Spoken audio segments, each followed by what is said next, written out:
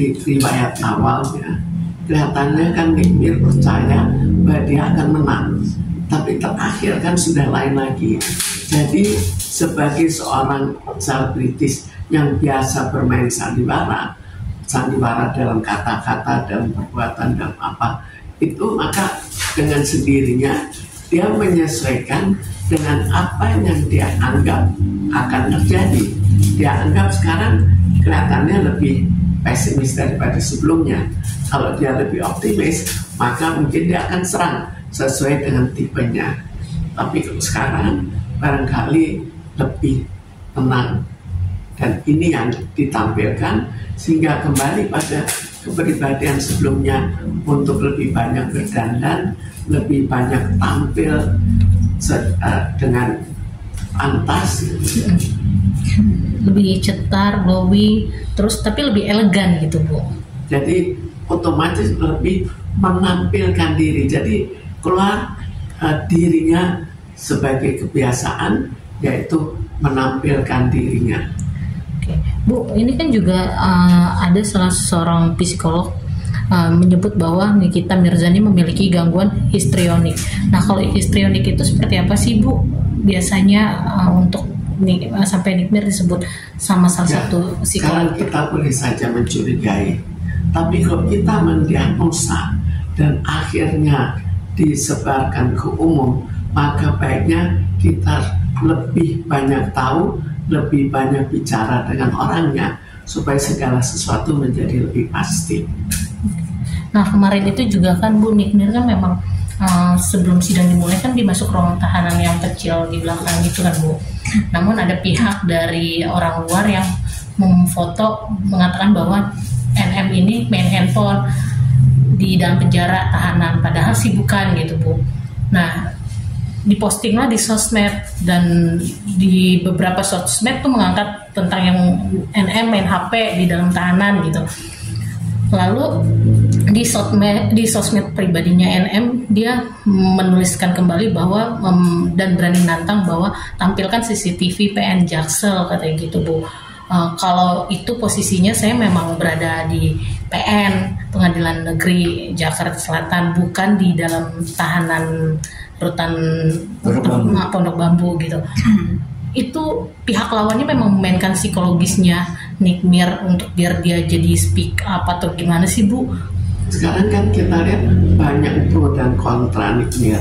Ada yang betul-betul membela, ada yang membela pihak lawan, ada yang kesel ke Nikmir. Jadi sekarang kalau mau menjatuhkan, kita kan tidak tahu persis bagaimana kita bisa tahu orang itu betul-betul melihat bahwa dia pakai handphone, main handphone di penjara atau tidak, kan kita nggak tahu.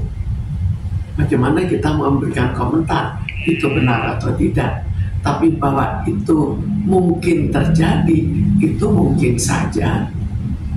Tapi dalam foto yang beredar tersebut emang pakainya tuh hitam putih, Bu, seperti sedang menunggu giliran nanti sidang gitu.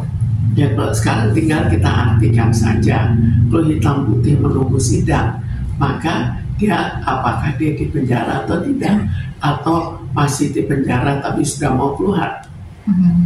Terus ini kan, Bu, dalam kesaksian dari pihak lawannya NM juga menyebutkan bahwa RG Reza Gladys nih, Bu, suaminya sih yang menyebutkan bahwa dia juga sempat mengalami gangguan mentalnya karena dikata-katain atau dibully oleh pihak NM gitu, Bu. Ke psikiater lah si RG ini. Terus di skakmat sama si Nikmir dibilangnya kalau memang kena mental atau dia sampai berobat ke psikiater, kok masih malamnya masih bisa jualan live TikTok. Jadi seseorang kalau memang sudah kontrol nih, Bu, aktivitasnya bisa kembali normal lagi atau tetap dalam pengaruh rasa trauma atau takut, seperti apa sih, Bu? Kalau orang ke psikiater bukan berarti dia tidak bisa bekerja. Bukan orang sakit jiwa saja masih bisa bekerja, walaupun tergantung pada tarafnya. Kalau tarafnya terlalu parah, memang tidak bisa bekerja. Tapi dalam hal ini kan mungkin saja dia stres, dia ke psikiater, setelah itu dia bekerja. Orang yang ke psikiater kan bukan berarti orang itu harus menganggur. Berarti tidak ada masalah ya Bu ketika dia habis kontrol ke psikiater terus malamnya langsung TikTok joget atau jualan gitu dan Itu sebagainya. memungkinkan saja. Jadi itu bukan patokan bahwa dia mencapai taraf tertentu. Itu hanya patokan. Jika itu benar, maka itu adalah patokan bahwa dia merasa adanya suatu stres sehingga dia berkonsultasi. Nah kalau untuk NM sendiri Bu, dia dengan sikapnya yang tenang ini sudah dipastikan perubahan drastis pada dirinya karena memang dia sedang menghadapi polemik ini atau seperti apa? Sekarang kan semuanya tergantung keadaan. Keadaan pada saat ini misalnya dia anggap dia menang, maka sikapnya akan berbeda. Pada saat yang lain dia pesimis, sifatnya akan berbeda lagi, penampilannya pun akan berbeda. Bu, tidak bisa kemungkinan atau ditutupi, terlihat sekali rasa kecewanya Bik Miriam ya. Kalau dilihat sih kemungkinan kecewa ya. Kita bayangkan memang kemungkinan kecewa, di mana sebelumnya penampilannya kan kelihatan seperti orang yang memang sudah akan menang. Tapi dari penilaian Ibu, penglihatan Ibu, mentalnya sebenarnya sudah terlatih belum sih Bu? Iya. Kalau mentalnya jelas terlatih.